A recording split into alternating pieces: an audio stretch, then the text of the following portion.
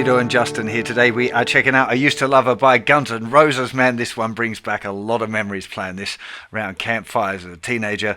Not that it looks like it now, but I used to have real long hair. I used to think I was Axl Rose and wear leather pants and cowboy boots. The whole thing. It was pretty hilarious.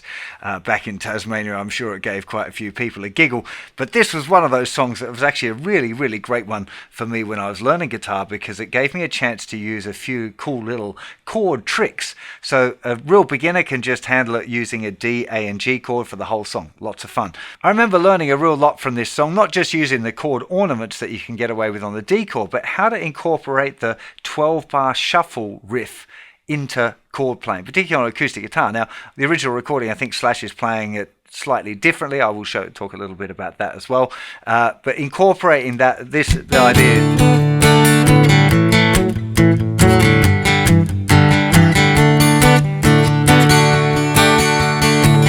Just something that can really break out in this sort of song from being just like straight chords and strumming. It's not particularly difficult to do either, which is great. I'm not going to be covering Slash's awesome lead guitar solos in this particular lesson, but I'm very tempted. When I was listening to it just now, I was thinking this would be a great solo for me to transcribe, do a lesson on, and explain what's going on, how he's targeting the chord tones and that kind of thing. I think it could be kind of interesting. So if you're at the point where you'd be interested in learning that solo, let me know in the comments while you're down there. Really appreciate you hitting that subscribe button and slap me a like as well. So let's get stuck in, check out this song. So the basic chords you need are D, I used to, A chord. Now A chord here, if you're a real beginner, you can be using that 3-finger version, so you can definitely use I used to love her, G, but I had to kill her. You can use those chords, those regular grips. You remember if you're using your anchor finger there. For the G chord, you can be using just 2nd and 3rd fingers. You could be using 3rd and 4th fingers. You could be using the big rock G here. Any of those G chords are going to work well in this one. So it's completely up to you where you're at and what sounds good, because it gets to the point where you can do all of them. You've got to choose which is the one you like the sound of. That's just a personal decision, right? The A chord, I would tend to go for using the A mini bar. So just using your 1st finger there, making sure the thinnest string is muted. So you're lifting your kind of that lower knuckle there is just lifting away from the fretboard enough so the thinnest string is muted. You don't want this sound, an A6 chord. It doesn't really fit in that song. So the reason I prefer using that one is because it's good for doing the rock and roll thing, or the sus chord, or even combining them if you want to get a bit fancy pants. But the most important part will be I used to love her, but I had to A chord, D. I used to A chord, oh G, but I had to A chord. Then back to G, I had to A chord, G. 6 feet A chord, G, then I A her to D. Then what you want to be doing, once you got the chords down, is adding in Old Faithful. Down, down, up, up, down, down, down, up, up, down. It should be a strumming pattern that you're familiar with. If you're not familiar with it, you need to get familiar with it, right? This is the most common strumming pattern that there ever was. It's used all the time. You want to get it so you don't have to think about it. Your hand keeps moving consistently all the time. That's the trick. So even though it's going down, down, up, up, down, down, down, up, up, down, if I move my hand away, the hand is still just moving dead consistent. Wouldn't matter if I was doing this strumming pattern. Okay, the hand motion is the same all the time. Down, down, up, up, down, down, down, up, up, down. Sometimes I'm putting an extra strum in there at the end after 4 and 2 and 4 and 1 and 2. Doesn't matter. If the hand keeps going, you can leave some out. It doesn't really matter. People aren't going to feel it's kind of weird. You can add in a lot more. Doesn't matter. It's the consistency of the hand that makes the difference there on the groove. And once you've got the groove down, once you can do the strumming pattern, I definitely recommend playing along with the original recording and trying to absorb the time feel, absorb the vibe, not just doing it on your own. Playing it with the original recording, you'll suck up some of the original vibe, okay? Because the way music seems to work is that it's not just like the mathematical 1, 2, and 3, and 4. There's something about the the feeling that we put into the music that I think you can absorb by playing it along. So even though this is a simple song, it's a really, really good one to play along with the original recording. If you're struggling with your strumming, the tip would be to practice with the muted strumming, just like this, and practice that along with the original recording. Okay, making sure that you can lock it, what we call locking in, so you're playing exactly in time with it. If you take away the chords, that part of the stress is gone, and you can just really think about the rhythm. It's a very powerful tool, that one. I definitely urge any of you that are struggling with your strumming to get into doing that regularly, because it's, yeah, very good. So once you can do the chords and you can do the strumming, you can play pretty much the whole song. You should be able to play along. That would be one of the guitar parts on the record. Fantastic, off you go. If you're playing it on your own, or you're jamming with somebody else and they're playing those, you know, the basic strumming, it can be really cool to have some other things to do, some other things to explore harmonically. Let's start with the common ornaments. We've got here a D chord, adding little finger down on the 3rd fret, the thinner string. It's a D sus4. You can also lift off your 2nd finger there to get a D sus2. It's a nice one. For the A chord, the ornament is probably the 3rd finger down in the 3rd fret of the 2nd string. It's an A sus4. On the G chord, you haven't got a lot of ornaments that you can use other than the rock and roll one, and I'm assuming that you're playing G without your 1st finger, which is the version I'd recommend. No matter whichever one you want to do, I don't think you want to add that B note. I think it just makes it all a bit muddy. But if we just look at using those ornaments first of all, like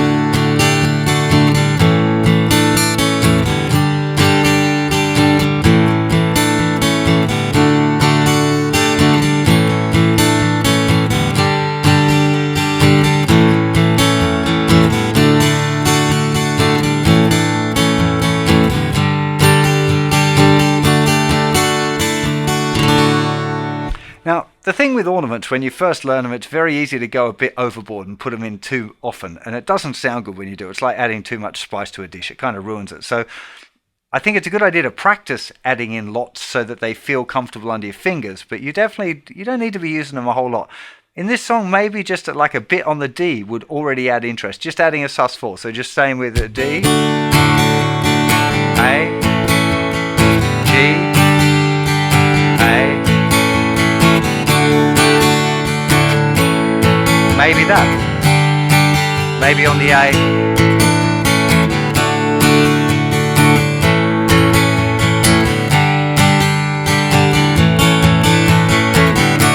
That kind of thing. It doesn't need to be a whole lot. Again, great way of understanding this is to listen to recordings that you love. So listen to the original recording by Guns N' Roses.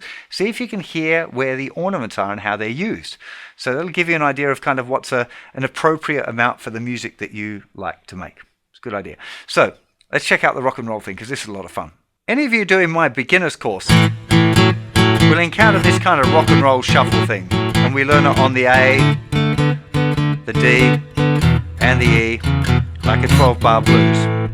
Now this song's in the key of D, so we're not going to use the E chord. Here's a regular D chord. Here's the rock and roll pattern that you'd learn for the D. Now this is adding the 3rd finger down here in the 4th fret of the 3rd string. 1 and 2 and 3 and 4 and. Okay, so of the 2 and the 4 and. But what could work real well with the D chord? 2, 3, 4, 1, 2, 3, 4. So we're adding the little finger down on the 4th fret of the 3rd string on beats 2 and 4. 1, 2, 3, 4, 1.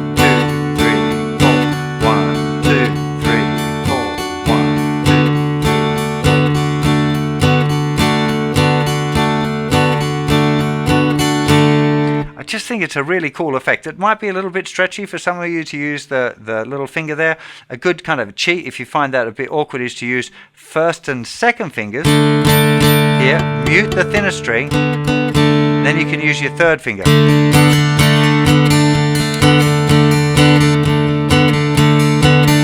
I think it's better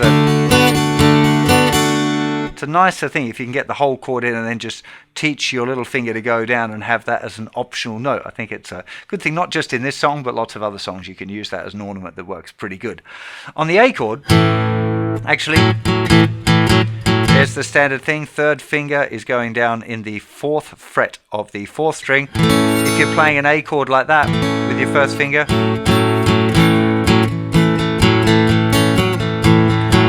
what you want to avoid is that thinner string. So make sure that the first finger, even when you reach up with that third finger there, you want to make sure the thinner string is, well, that one's kind of sounding a tiny bit, but remember you're going to be strumming when you do it.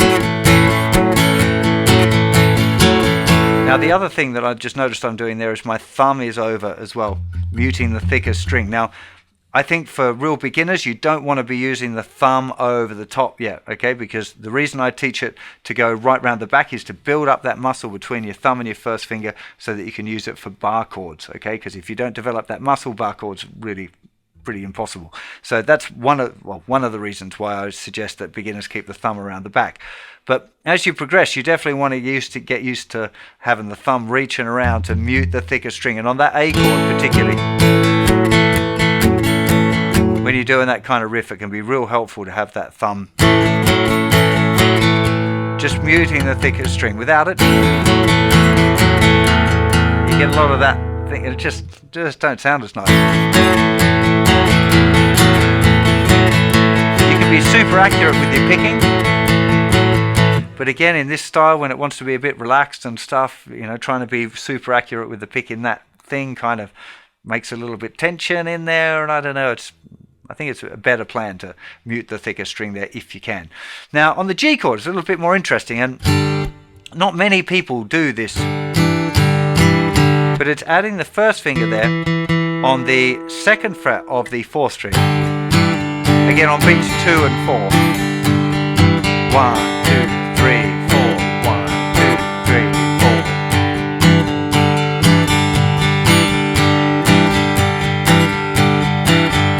Particularly muting that fifth string now definitely works better. You can do it with the other fingerings,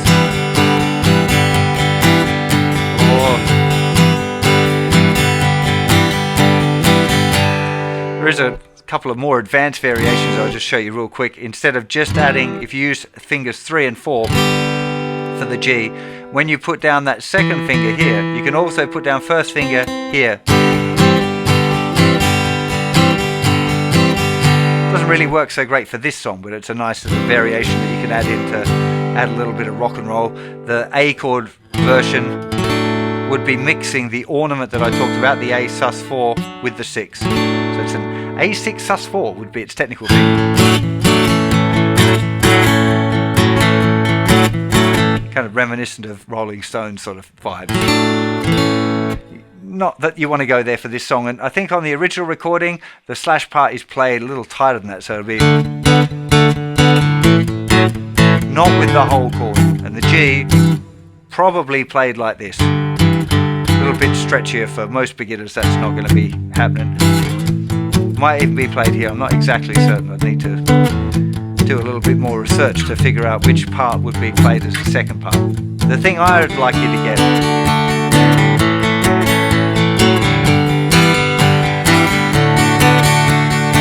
keep going back to the D instead of back to the A. I don't know why I'm doing that. There must be another song that does that, but it's the chord progression is definitely D, A, G, A, not going from the G back to the D. Yeah, weird that sometimes a chord progression gets muddled up in one's mind, but you know what it is, right? So it's going D, I used to A chord, G, and back to A chord, D to A chord, oh G, and back to A chord, G, and A chord, G to A chord, G to A, and back to D. Oh my god, that's getting very low. I'll have to go up an octave at that point. That's the chord progression. You've got the variations. Like I said, the solo for this song is a really, really great example of Slash's kind of country vibe. It's, again, it's a little bit Stonesy. I kind of hear the Stones acoustic kind of vibe there. Very much major pentatonic, very much hitting chord tones. Really great solo to learn on your own, just to have a go at transcribing.